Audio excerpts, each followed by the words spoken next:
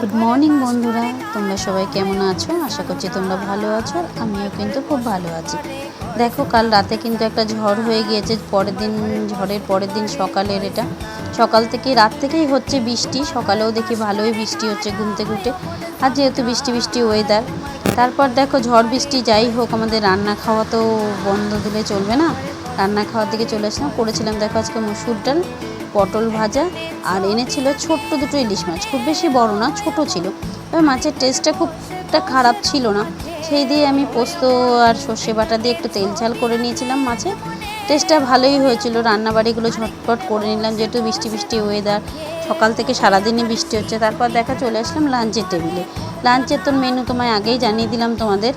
ভাত ছিল, ডাল, পটল ভাজা, আর ইলিশ মাছের মানে তেল ঝাল করেছিলাম, আর হচ্ছে মাছ ভাজা রেখে দিয়েছিলাম।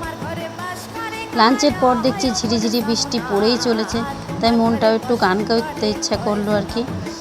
শ্রাবণের ধারার মতো রূপ ঝরে তোমার সুরটি আমার মুখের পরে শ্রাবণের ধারার মতো রূপ ঝরে। এভাবেই কাটলো দুপুরটা।